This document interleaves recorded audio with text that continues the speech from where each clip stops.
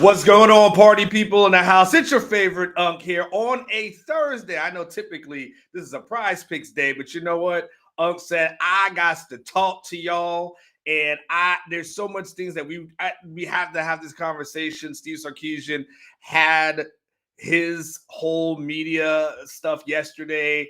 I asked a question that a lot of people are talking about, so I said, you know what? To hell with this. I'm going live today. So I will be live today. And so we're probably gonna put a ribbon and bow on this whole CFP conversation today.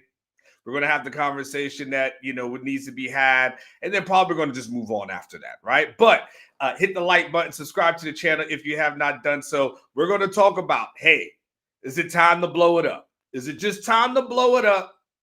Hit the reset button and do something different. So let's get ready to get into that conversation. Before we get into that, though, my man Justin came in. Justin threw this in 30 minutes. I think like 20, 30 minutes ago. I was getting ready. I took my kid to school. I got elementary school and a middle schooler. And yes, I'm turning 52 in a couple of weeks. Don't ask Unc about the timing of things, okay? Don't worry about that. He put the super chat in before I took my kid to middle school, all right? He goes, I want to treat our bowl game like an NFL preseason. Most of the starters play one series and then give Lacey, Jonah, Terry, French, Lockett all the snaps. You know what, Justin? It's not the worst idea in the world. If I'm just being quite honest with you, Justin, Justin woke up. He's like, I got an idea. So Justin came in hot. And you know what, Justin? Hey, man, it's not the worst idea in the world because at the end of the day, Texas is going to probably be at the Cheez-It Bowl. We'll be in Orlando. I don't know how many of you guys will travel for that. Texas usually travels pretty strong, but we'll be out there in Orlando. Game will be played probably on the 31st. We'll find out officially on Sunday. The selection show begins at, I believe, 11 a.m. Central Time. So we'll find out then. But it's not the worst idea in the world. I mean, sure, in some ways you want to win it, but it's not. You're not wrong. You're not wrong to say, hey, get as many guys playing time as you want to. However, one of the things that Steve Sarkisian didn't mention yesterday is that there is a desire, to try to get to 10 wins. That is something to play for, to be able to say you've gone 10 straight wins, 10 or more for the last 3 seasons. So there is that.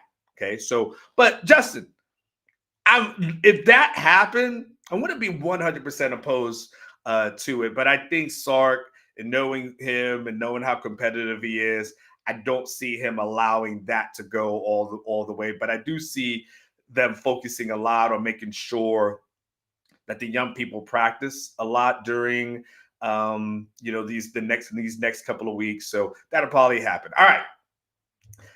Let's talk about this. And by the way, Nate, you should be excited that you guys are hitting and listen, we got a lot of shows to do. Nate, I'm going to stretch this out a little bit because when we had Sark yesterday, we probably ain't going to talk to Sark until the bowl game. So probably not until after Christmas. So Nate, I'm with you. My man, Nate Dogg. Yes, I'm excited too that they're going to go after O-line, running back. I think you mentioned DB. Damn near everything. To damn near everything. But O-line, running back, which, by the way, if you watch this show, I told y'all about that a few weeks ago, that was going to be a point of emphasis. There should be a reason why y'all rock with me. There should be. I'm hoping there is. All right, let me retweet this. I forgot to do this when we got to the start of the show. And then let's get this whole thing party started real quick. Let me just hit that retweet button. If you're watching the show for the first time, you're like, hey, man, I ain't got a producer. I'm doing everything by myself in real time. So just be patient with me. And then one day, it won't be a Heyman thing around here. And then one day I'll be able to do this stuff. All right. So we're going to have this conversation. It's probably going to be the last time we have this conversation. And I mean last time, it won't be the last time we have the discussion, but it'll probably be the last time we have this conversation. Because let's just be honest, once we get past the Selection Sunday show and we see where Texas is, unless some miracle happens, at the end of the day, we will find out that Texas is going to go to some bowl game. Like I said, it'll probably be Orlando, and we'll probably be exhausted at that point of the conversation. I know y'all.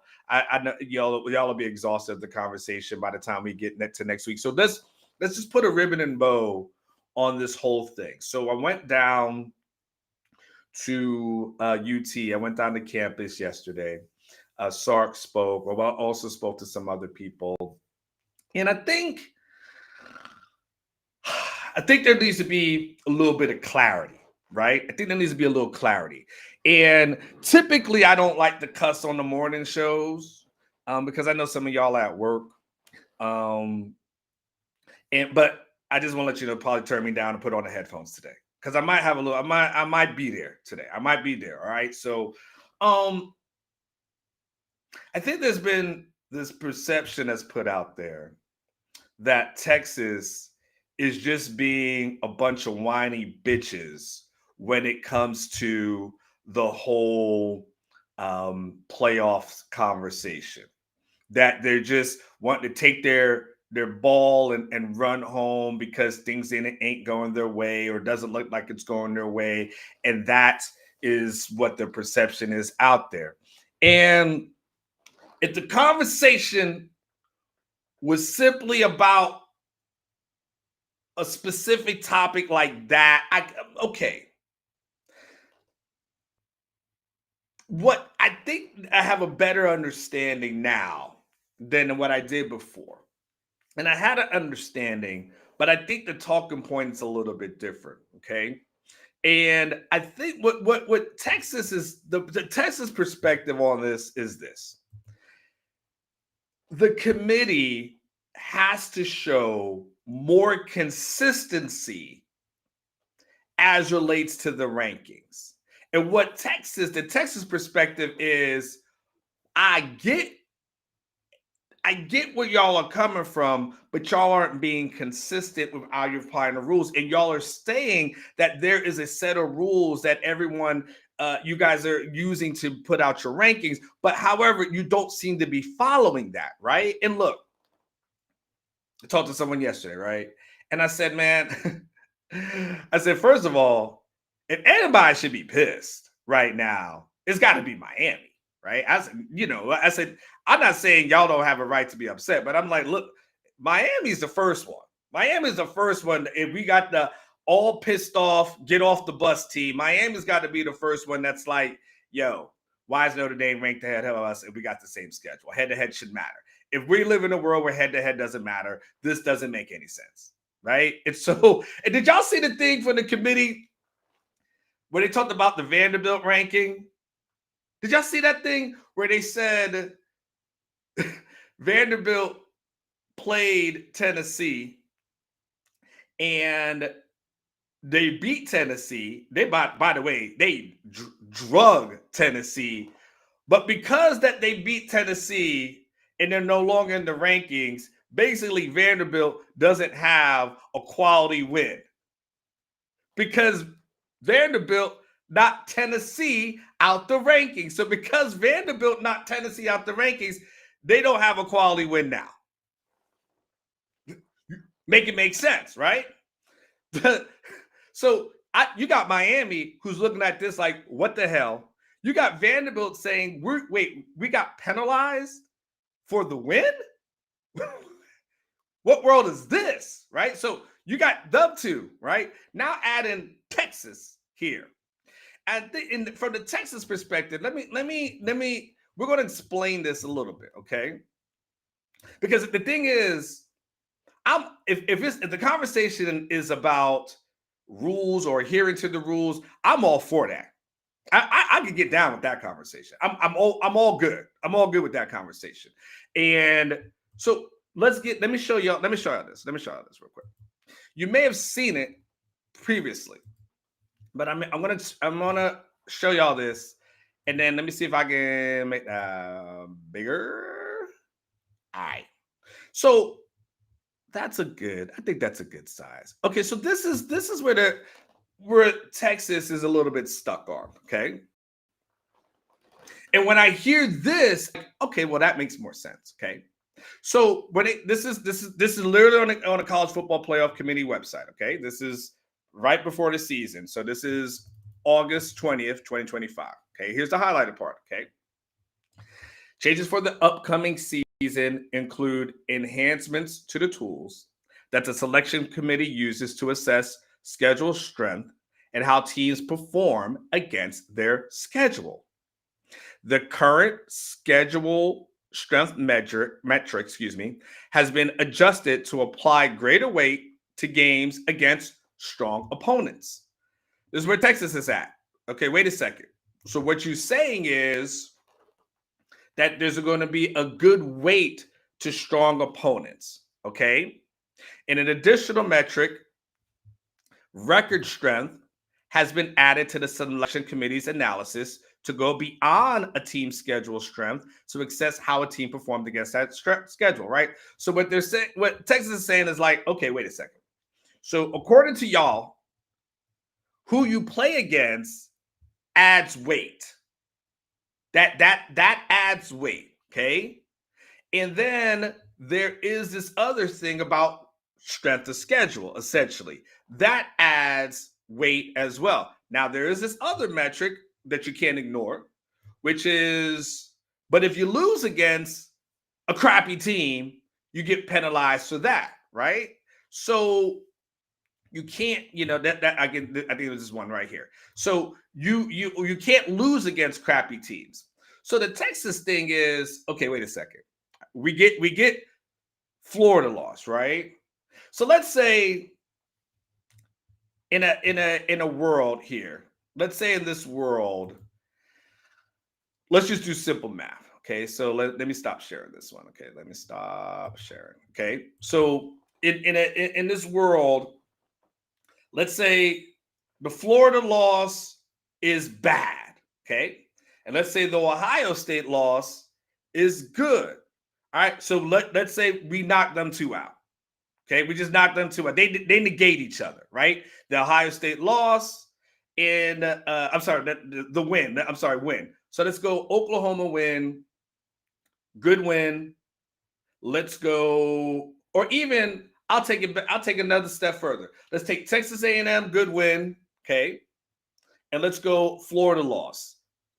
All right. So according to the committee, we reward you for a great win. We penalize you for a bad loss. So those things are equal.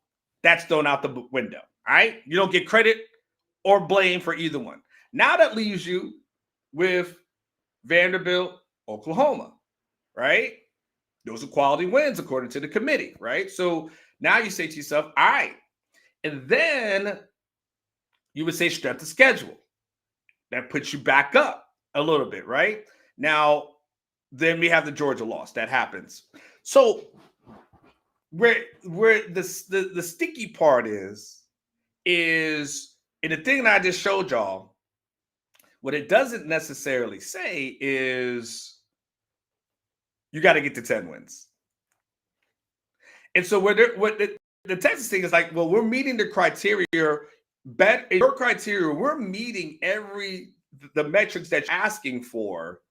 But what you're not saying is, there's nothing in there that's saying, yeah, but the only thing we're really going to measure is teams that are at 10. Now, when you look at it from that perspective, it goes beyond just like bitching. It's about principle, right? It's about the principle of the thing, right? It's not, oh, well, we didn't get our way. And so there we get our way, we're complaining. What they're saying is, wait a second, the principle is this. So on principle, if this is y'all's rules, then why is it not being applied? And again, Vanderbilt doesn't understand. Miami doesn't understand. This doesn't understand. You don't understand here, right? I mean, head to head does or doesn't matter. And if it's just so now is realistically what Texas is looking for at this point is something that they're not going to get. Going to keep it a buck with everybody from UT who's watching this. Texas is looking for some sort of clarity on the rules from the committee. And you ain't going to get it. Not from this committee. These mofos don't make no sense. Then you're not going to get that part of it, okay? Because it goes back to the Maya Angelou quote, right? When people show you who you are, believe them. And they're looking for the committee to somehow explain this to them in a way that it makes sense, make it make sense. But they can't necessarily explain that portion of it because then it's like they're waiting for the committee to explain something to them and say, well, this is what it is. But at some point, you don't need somebody to explain something to you. At some point, you got what you need. And that thing is called evidence. You got it. You ain't gonna get the clarity if you're looking for someone to say it and admit it. That's not going to happen. But sometimes you don't need things to happen like that, right? Imagine a courtroom where the only way someone could go to jail or prison is if they admitted that they did wrong. And if they don't admit it, you don't go to jail. Hey, you charged with a couple of counts of murder here. How do you plead? Not guilty. Well, you know what? He didn't admit it. Whew, I guess what's our next case on the docket, right? But there's a thing called evidence. And when you get evidence, it does not need to have someone admit it to you. You have the proof. You have the proof. You don't got to wait for your spouse to tell you, I'm cheating on you. You have the proof. You saw the text message, right? You saw they came home at 3:30 in the morning, right? You know it, right? It's the proof. They don't have to admit it. They can say, Shaggy, it wasn't me all day long, but that's not what it is. So now, when you have that as your foundation, okay, and you understand the Texas perspective on that, of saying, wait, okay, if it's just simply, and I ain't going to admit nothing, and if it's simply just saying, get to 10 wins, well, then bump it. We'll just find a way to get to 10. Okay, and that's it. Because you may not say it, but your actions are saying it. Your actions are saying it doesn't matter these other metrics, strength of schedule, facing a tough team, so on and so forth. And look, there's a counter argument to this, right? There's a counter argument to this, right? And the counter argument it is, look, just win your games, right? And that's a simple one, right? If Texas has an offense against Ohio State, like we saw against A&M or Vanderbilt or something like that, Texas probably wins that game, right? But that offense that we saw towards the beginning of the season was just not that good, okay? You beat Florida, maybe not in this conversation. Don't get your ass kicked by Georgia, probably not having this conversation. But I don't like to live in a world of absolutes. I don't, because I think when you live in a world of absolutes, then it just leads to a narrow-mindedness, right? Sometimes I've learned this. It's taken me a billion years to learn this, especially as it relates to relationships, right? If you just live in the world of you're right, I'm wrong, it's just chaos. Sometimes you got to say, like, two things can be true. And I think there's definitely Texas should have handled their business on the field. 100%. Shouldn't have been dicking around with Kentucky or Mississippi State. Like, should have handled your business in those games. Shouldn't have been dicking around in the non-conference games past Ohio State, the UTEPs of San Jose State. Like, should have handled your business. Like, I'm with you. If you want to say that, I'm with you on that. No argument here. But I will also say two things can be true. The second part of that, though, is, all right, but you also got to factor in your criteria is saying X. And if we're going to do X and there's going to be no reward for X, then why are we doing it? And why is it part of your criteria? I do believe the committee after this season, because of the backlash that they're starting to get, first of all, that the guy who's the committee chair is, that he will get blown up. Like that will not happen.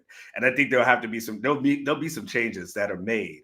But that leads us into is that backdrop, right? And that as a setup, that leads us into what Sark in his press conference yesterday, because yesterday was National Signing Day, and that was a cool thing. And you guys watched the shows about that, and we talked about some of those guys, but this is still a big topic. And this will be a big topic going into the weekend. And so there's a couple of things.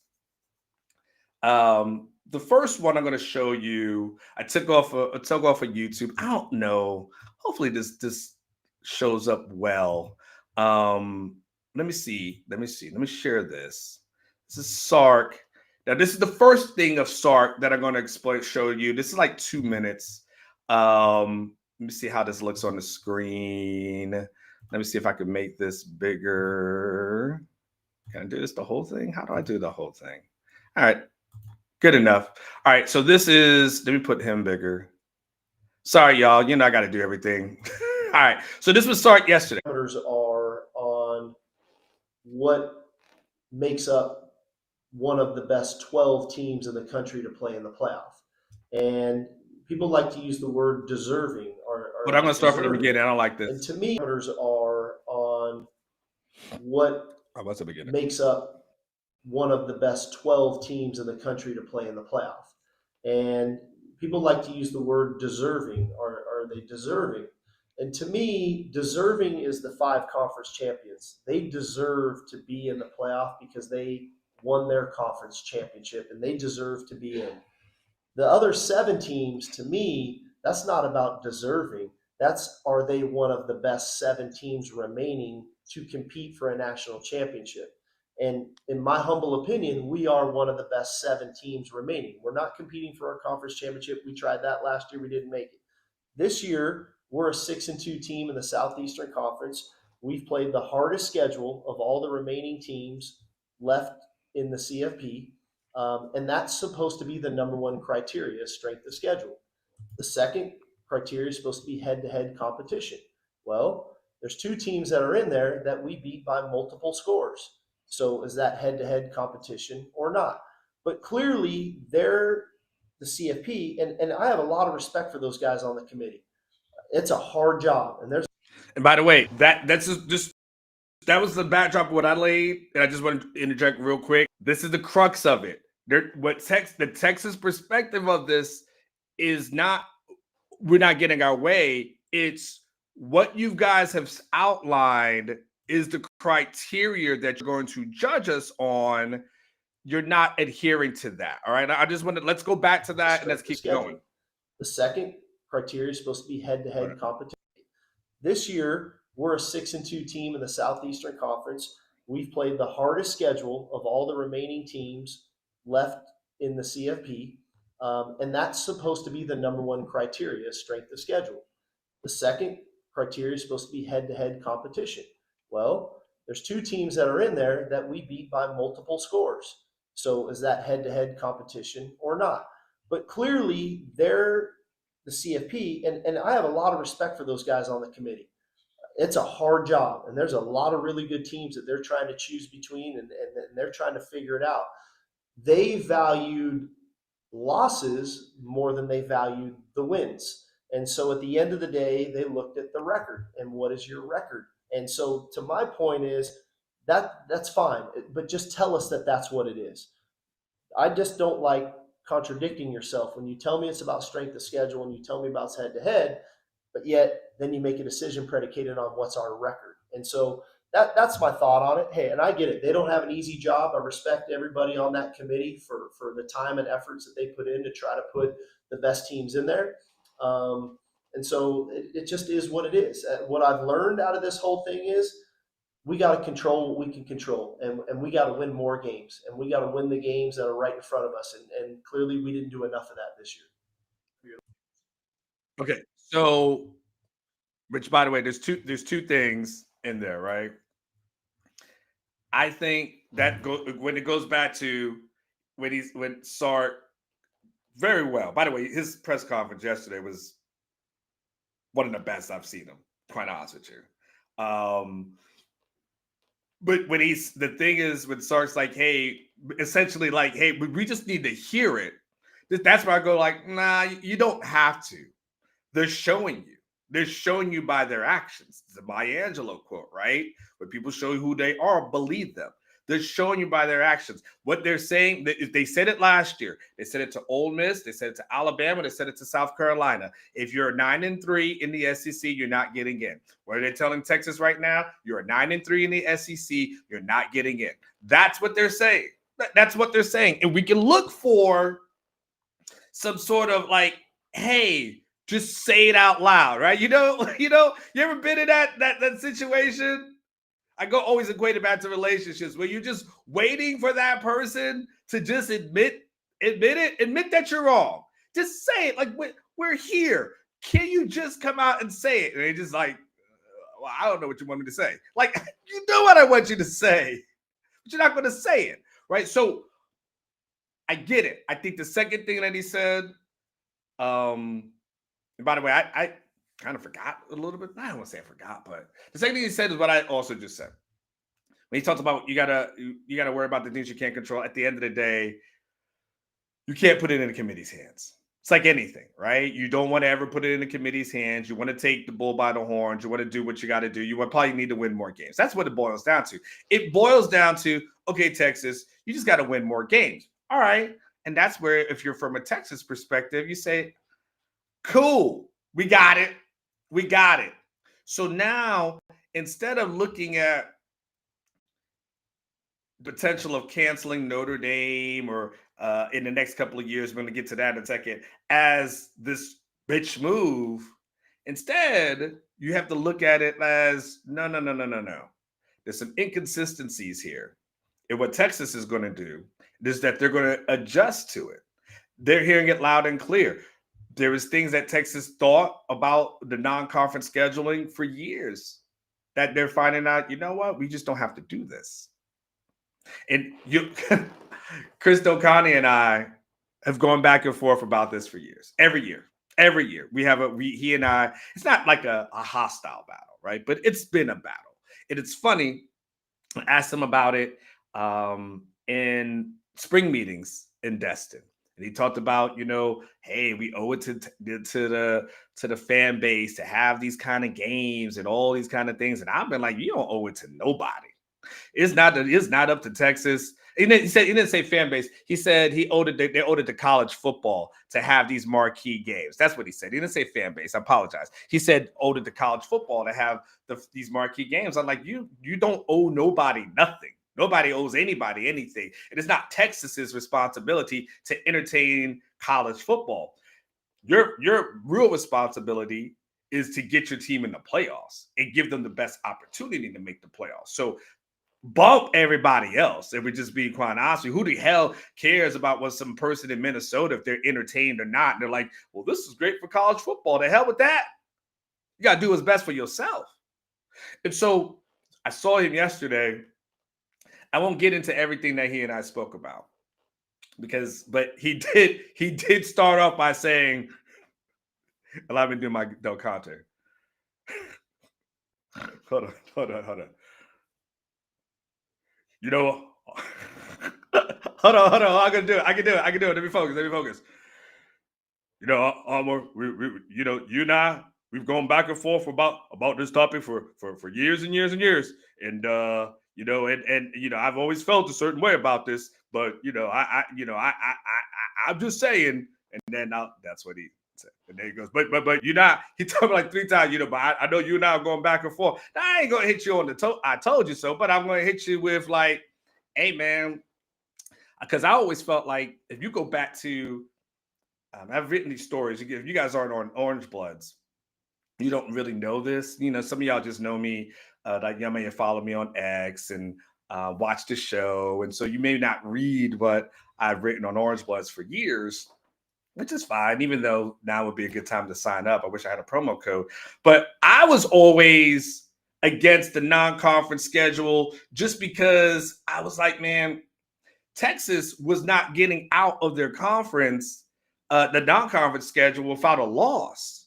And so I was like, man, y'all just need to get rid of this on GP because it was about, the BCS, right? And then eventually it was the playoffs. But I'm like, man, this ain't helping you, right? So I was like, why y'all playing BYU? This is where I go back to. Like, you ain't got to play BYU. Why?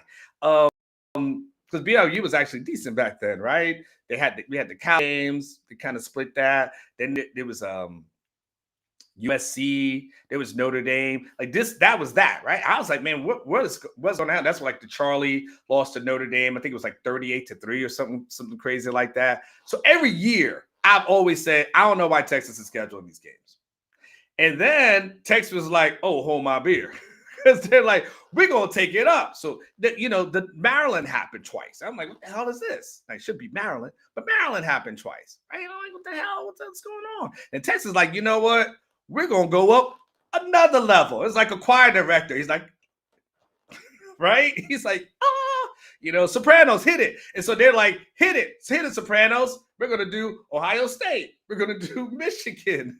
We're going to do Florida. We're going to do Georgia. It's like they're going crazy. I'm like, bruh, what y'all doing? So me and Chris, I'm like, Chris, what you doing, man? Why you ain't got to do this? And it's like, no, we want to play the best. I'm like, man. And then it went to the SEC, and I was like, man, you really don't have to do this. You don't have to do this. And it's like, nah, we're going to keep doing it. Sopranos, higher. Right? And so he's like, we're going to schedule some more. We're going to get some Notre Dames in here, some Ohio States in here, some Michigans in here. I'm like, bruh. And I think now we're at a point where Texas is like, you know what?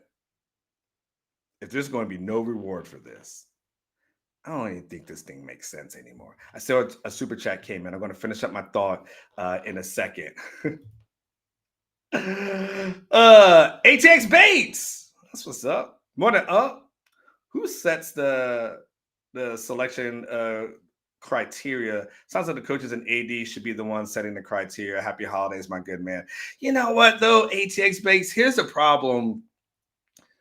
We used to have it where it was like the BCS, and then I think the media was doing it at one point. And, the hard part with coaches is sometimes, and I do think they lean on coaches, if I'm correct. I do believe they do lean on former coaches. The hard part with coaches is that sometimes there's a bias in there.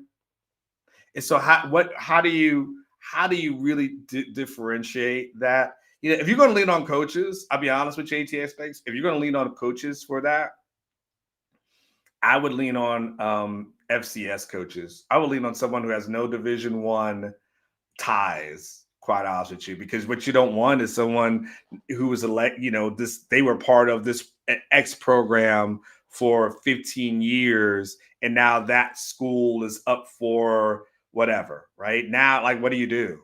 Like, there's no easy formula. I mean, unless they want to give me the job, and then, I'll take care of it. It just. But it's a hard thing, because coaches are they have their own biases as well. You may have a coach that doesn't like a coach, right? And so what if I just don't like that dude? What if I had interactions, or they was a rival of mine, and now all of a sudden you find out, Mac Brown voted in Oklahoma. You're like, what? Mac did what? There is that issue, right? So it's tough. It's tough. So now we're at this point now. I got to kick. We've heard Sark. He was on a car wash this week. Let me say car wash. That's just kind of a slang term in journalism for going through. Car wash, you go through all these different things. It's kind of like being on like the different channels to that's what happened. Like you would have like a Big 12 media day, and then they would go into Bristol, and then they would go on like every show, right? That's kind of how that is. So that's when we say the car wash, we mean you just went on like a bunch of different shows. And Sark was on the car wash recently, but I also thought that South Enzo Queen, I see you. But give me 1 second, South Enzo Queen, on that one. Sark also had the conversation. Actually, you know what, South Enzo Queen? Let me just get you knocked out real quick, and then I'm going to get into what Sark talked about. South Enzo Queen says, honestly, I think he needed a breather to capitalize on the portal instead of having to do both the playoffs and the portal and the roller coaster of retention with National Signing Day. time to go crazy in the portal, all in to win in 2026. I think that I would tell you that people behind the scenes feel like as they look for positives, that's one of them is to be able to take a breather, be able to kind of do some real assessment in the month of December, as opposed to always being busy. This would be a week. Sark pointed out like we're getting ready for a conference championship. They're not doing that. The other week they were getting last year was conference championship. Then a week or two later it was the Clemson game. Then it was January 1st. It was just nonstop. So they get a chance to really sit back, evaluate some things. And I think if you are trying to extract positives, it's not the worst thing in the world. Like, of course you want to be in, and of course you want to have that. But if you don't cry in your cereal and you say to yourself, all right, how can we make this better? I feel like that's what they're trying to do behind the scenes. It's like, okay, well, how can we make this better? We'll just take a step back. We'll take a breather and look. They're not, because this is the thing. I spoke to someone about this last night behind the scenes, and as they try to talk about that same exact thing, it's like, yeah, but as like, y'all got to make the playoffs next year, because if y'all don't make the playoffs next year, I mean, Sark ain't losing his job. All y'all mugs is y'all all on the chopping block. Like, yeah, Sark's cool. Sark cool. No, nobody's gonna fight. Sark ain't going unless this team is 1-11. Sark is fine, right? So that ain't going, and that's not gonna happen. But for everybody else, so this is the time to take a breather and see how to make things better. This also is the time to figure out what do you do as relates to the non-conference schedule going forward. And this ended up being a conversation that I asked Sark about yesterday. And I don't see it in here. Let me get Tyler in here. Damn it, man. So there's a thing. I'm gonna have Tyler kind of pop in here, because what had happened was, okay, can you play the audio? Nah, I have the audio, but the problem is he uploaded it, and I guess I needed to get out and all this kind of stuff, so I don't see it in here. But Tyler's gonna pop in here and upload it, and so basically, after seeing Sark, I felt like one of the questions I needed to ask him, so I'll set it up. So one of the questions I feel I need to ask him was, okay, what are you guys going to do as relates to this non-conference thing going forward? Because that's the thing. Like, and I know you said it before. It was kind of like, okay, is that a threat, or is that just you just talking in the moment? But I say, all right, well, we got to know. And, y'all know me. I don't care. I don't care. Hey, Tyler, just go ahead and get it started. And once you get it started, I can go for it. You just start it right now. Here we go. Thank you, Tyler. But I know you've always prided yourself on the challenges of playing tough non-conference teams, whether it was Alabama, the Michigan, Ohio State, and so on, Notre Dame. If the committee is not going to reward you guys for taking that challenge, do you really have to rethink that? And are you, in your mind, are you saying, I know you still got to play a power core team, but do you have to go for the killers, or do you have to say, you know what, the committee's not going to reward this, we're just not going to keep doing this? Yeah, I think there's a couple things. There's layers to this. Just bear with my answer. First of all, we're going to honor Ohio State and Michigan. We went there. We went to Ann Arbor. We went to Columbus. We're going to honor those return trips. So for the next 2 years, we know what our non-conference schedule is going to look like, and that's the right thing to do. We made the commitment to play them. Now we'll honor that commitment for them to come play us here. I think anything beyond that is up for discussion. We need to, and CDC and I have already had that discussion. We need to take a good hard look at what our non-conference schedule looks like beyond the next 2 years, because you got to remember, so much of the non-conference scheduling was when we were in the Big 12, and these schedules were made when we were in the Big 12. Well, there's a little bit of a different shift now that we're in the Southeastern Conference, and another shift now that we're going to 9 conference games. And so we've got to be mindful of one, putting our players in the best position to have success and to have growth. 2, we got to be mindful of how the committee is going to evaluate to put the best teams into the college football playoff. Now, the goal is to go win the Southeastern Conference every year. And when you do that, you don't have to worry about what the record looked like. And you probably have a good record if you're in that game and winning it. But I also need to look at what the committee has shown me over the last 2 years since we've expanded to 12 games. Boom. They care about your record. And so we've got to be mindful of that as we go. And we'll see what that looks like. Again, we're going to honor Ohio State and Michigan. We're excited to play those games. They're going to be great environments in DKR. I know our players are looking forward to it. Our coaches are looking forward to those games. It should be highly competitive ball games with great teams, great players, great coaches. But beyond that is where we got to have some real discussions of what our non-conference schedule looks like after that. Last one, Danny, then Evan.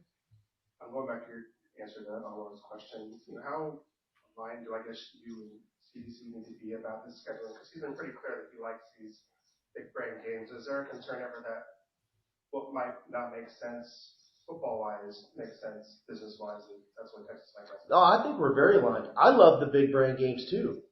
Nobody likes them more than me. I love coaching in those games. I love getting our teams ready for those games. Like I'm all for it. Like I love playing those games.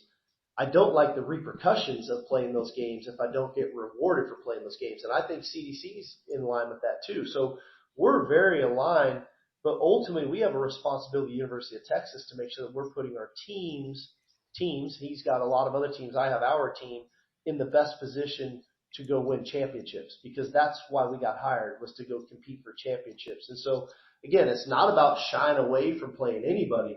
I just also know we play in the toughest conference in the country. We already have the number 1 strength of schedule in the country. And I think if you took Ohio State off our schedule, we still might have the toughest strength of schedule in the CFP. So the reality of it is we got to be mindful of, hey, are we just doing it because, hey, we'll go play anybody? Or are we being strategic in our approach to playing non-conference games as we move forward, like I said, beyond the next 2 years? But I think we're aligned on that. We would love to play everybody, but we also need to be mindful and smart with the decisions we make.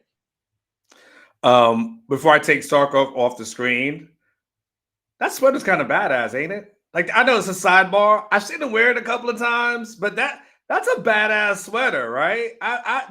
That looks like some stuff I could see y'all kicking around the holidays. Like that I like that. It's clean. Not like just nice and clean. You know, the older you get, you don't need all these kind of crazy prints and stuff like that. Just sometimes the clean is just a good look. Sark, I kind of rock with it. I don't know who picked that out. I think I've seen you wear that a couple of times. I like it though. But Sark, now, what Sark is saying, and I appreciate you, Sark. What Sark is saying is, hey, if it's basically, as we got started, if it's just about 10, then we're going to work, what? We're going to work smarter, not harder. It's not going to be about bravado. That's where's Rex? Is Rex in here? Because I was thinking about Rex today. Because Rex, he was giving me a hard time on Monday when I started saying like, hey man, this Texas doesn't need to schedule these things. Texas need to take these teams off and all these kind of things. And Rex was like, oh man, basically kind of saying that was soft. But I'm hoping Rex is hearing this and can say like, man, this is the perspective. It's not about soft. It's not about shying away. It's about, look, at the end of the day, your criteria says this, that playing these teams are supposed to matter. But if you're going to penalize us for that, and you're just going to say your strength of schedule, even though we say it's a criteria, that don't matter. Even though head-to-head, that don't matter. If it's just 10 wins, and that's all it is, all right, cool. What the hell? That's why I keep saying, man, there's a Northwestern for everybody. There's a Purdue for everybody. There's an NC State for everybody, right? There's somebody for everybody. Texas doesn't have to go out of its way to look for killers. Like, if that's all it's about, if it's just about that, then okay, cool. Then we get it. That's all. Then do what you got to do. And I think that's where Texas is kind of coming from at this point, which is it's not about shying away. It's just saying, man, this stuff, what y'all telling us and what y'all implementing are two totally different things. And we're kind of good on this. We are good on this. And so I think, and again, I don't know where the hell. Oh, this one here. This is it. Here, let me put this up here for y'all. I'm gonna put this up here one more time. I don't know who took my stuff out my folder. Who the hell took the stuff out my folder? Unless I'm in the wrong folder. But here we go. If you're Texas, and this is what he's saying. Okay, we'll honor Ohio State next year because we went up there, right? We'll honor Michigan because we went up there, right? That happened. We went to all of us. The majority of us went to Ohio State early this year. Where's Rodolfo? Is Rodolfo around? Michigan was, of course, a couple of years ago, the Quinn game. But he's like, hey, man, after that, Notre Dame, hey, cool. It's cool. We got plenty of time to find somebody else. Where is Rutgers? You know what I'm saying? Like there are plenty. Where's Minnesota? We don't need this if it's just about 10. I mean, hell, you don't really need Michigan out, being quite honest with you, but I get it. He wants to do it initially.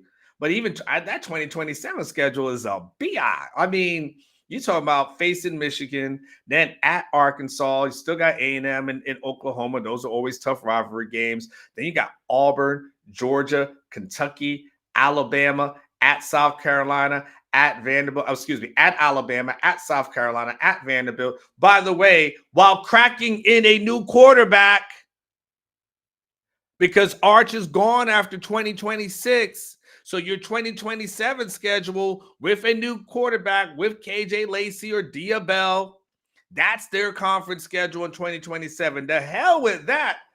2026, when you South End Zone Queen says 2026 has got to be the year you win it all, you're damn right. Because 2027 is going to be. And look, maybe there's a program. And hell, you can't even look at certain teams like a win because, hell, we don't know what Kentucky looks like in 2 seasons. They may be better. Vanderbilt is, that 2027. I know what you said, Sark. I get it. I don't even think you need that smoke in 2027. Just being quite honest with you. Why the hell are you going to break in a new quarterback with that schedule? If it's all about 10. If it's only about 10. That's the point. That's the point. 2027 going to be BI. All right. So that's where it is. All right. So I think hopefully we could put a ribbon and bow on this whole conversation. Selection committee is going to come out with their thing on Sunday, barring some sort of miracle. Texas is probably, like I said, we're probably going to Orlando. We'll be in the Cheez-It Bowl. We'll be going to Disney and all these other kind of Universal and I don't know, Orlando Magic game. I don't know. We'll do something. We'll have some fun over there. And then we won't discuss this. We'll shift our attention immediately towards the transfer portal when that opens. And then we'll just kind of focus in on that. So this probably is the last time we really have the conversation on this. And hopefully everyone clearly understands when you guys are on those Twitter wars, you guys go back and forth with folks and everything. Like I said, I watch it. I just don't like to get involved in it. I'm a mute person. I think I mute everybody. You can talk to yourself. You ain't talking to me. I won't give you the satisfaction of blocking you because you ain't gonna screenshot and be like, oh, I'm gonna block me. See, like, nah, I just mute you. I won't even give you the satisfaction to know you blocked me. I will mute you. But for all of y'all who like to be out there in them streets, South End Zone, Queen, really text blonde be out there banging. Michelle's out there. All y'all who like that, then understand, like, it's not about Texas being wusses about it. Texas is more saying on principle, there's a lot of inaccuracies. And if you guys are going to follow or adhere to your own rules, if head-to-head doesn't matter when it comes to Michigan and Notre Dame, if Vanderbilt can beat a team, but now all of a sudden that team is no longer worth being ranked because you beat them. Because they don't have a quality win because the team that they beat is knocked out, so that doesn't count anymore. And if you're Texas and like strength of schedule, head to head, none of those metrics matter. All right, well, let's just get to 10 and call this a day, right? But wow says it's also a logo bias problem as well. I'm a little upset for Vanderbilt as well. The swap logos on the resumes between them and Georgia, they ain't no damn way to leave them out. I cannot disagree with you. That's why I said, Buckwild. That's why I just said your time is good. That's why I'm like, Texas isn't the only one with an argument. Texas isn't the only one with the argument. And hell, can I just say this too? Yeah, because you're right about Vandy. You're right about Vandy. 100% right about Vandy. 100% right about Miami. But I will tell you this. I know Texas is kind of being like the poster child of this at this moment. But at the end of the day, this blank affects Ohio State just as much as it affects Texas. This affects Michigan as much as it affects Texas. It works both ways. It's kind of like that thing where sometimes people don't take a stand against something because it's not affecting them directly. But eventually, if you're smart enough, you realize if I don't stand up against this, it will get to me eventually. You know what I'm saying? And so that's where it is, where people might be looking at Texas right now, and they may be saying Texas is a big bunch of bitches at this moment, and and Texas is just complaining at this moment. But that's only because it's not affecting them. But please believe, it might be Texas today, and it might be your program tomorrow. It just clear. It's not a Texas thing. It could be Ohio State tomorrow. It could be Oklahoma tomorrow. It could be A&M tomorrow. Everybody should understand this. So it's on principle. Texas today, y'all program is coming. So Texas will do what it needs to do. They're going to work on it. They're going to get right. And look, well, you know us, and I know y'all. We'll reset the expectations, the high expectations in the spring, and we'll wash this away and say Arch is back, and they'll reset the expectations, and everyone will be super high and everything like that, and we'll do it again. We'll get that dopamine hit and do that again. But for right now, let's get through this week, see what the committee does. Hey, maybe it's a Christmas miracle. Maybe a Christmas miracle happens. I don't think it's going to happen with that committee, but who knows? Maybe do a surprise show on Sunday. But if not, we'll get to Orlando. We'll get past that, and we'll get to the transfer portal, and we'll focus on all those things. And yes, we'll have a transfer portal conversation coming up soon. Thank God, he said they're going to focus on the offensive line. I think he said it about 4 or 5 times in yesterday's press conference about going for the offensive line in the portal. Thank God. Yes, yes, and yes. You also talk about running backs. Yes.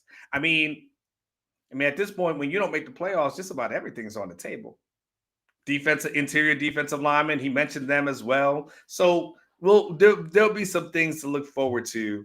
And there's so many layers to that as far as how they even approach it, what their thoughts are versus high school versus college. Like, I got so many things that I want to discuss.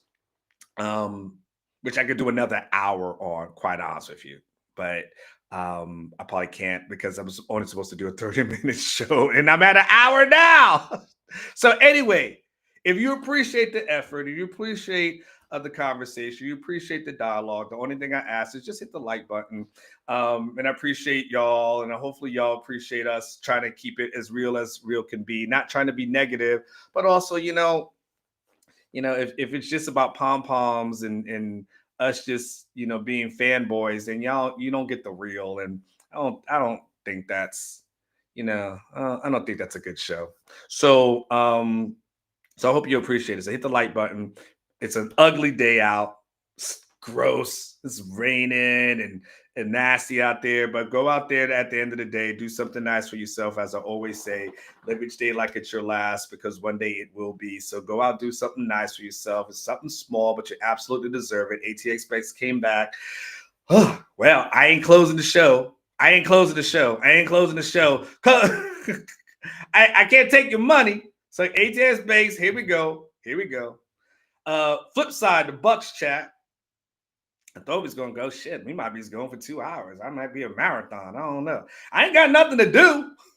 Well, I ain't got to get on a plane to go to Atlanta for the SEC championship game. I mean, what else am I gonna do today? And ATS base said, flip side, the Bucks chat. Texas expectations to start the year is definitely playing a factor. Well, Texas went 9-3, but they were supposed to go 12-0. I mean, I've said that before, ATX Bates, that I do think the expectations of Texas in the season has played a part, because I don't think a lot of people have been willing to do in season adjustments. And so I do believe, because Texas was so thought of, people predicted, oh, this is going to be a team that wins a national championship. And then how's a team that's supposed to win a national championship lose to Florida? Then I do believe Texas becomes it's a confirmation bias, but sometimes in the wrong way, that people are like, well, we expect you to be this, and now you're not. And so, it's like people like dogpile you, and it's just like that. It's like basically, well, for lack of better terms, like, well, Texas ain't shit. I told you I was gonna cuss this morning. I told you to turn it down. But that's what there is that thing. Well, Texas ain't shit. Like, they're supposed to be something, but look, they ain't that. As opposed to saying, okay, but look at what they've accomplished. And look at their resume, and look at the other positive things, and look at their quality wins versus other people. And that's what Texas is like. Like, okay, well, if it's just about wins, it's not even about quality. It's just about quantity. Well, we could get you quantity easy. That's easy. That's light work. We thought y'all wanted quality because that's what you told us you wanted. Well, you know what? Now you heard it loud and clear. So I get it. Back to the closing. Hey, go out, do something good, man. It's been a long week for y'all. It's been a crazy week, man. Holidays are coming around the corner. It's a Thursday. It's ugly as hell out there. Go out. I don't know. Go out. Just do whatever you like. I don't know. Go get a Whataburger or do something nice. Just do something nice for yourself. I don't know. Clean your house. Something that you could feel good about, because you absolutely deserve it. Don't wait on nobody to celebrate you. We will get through this. F the haters.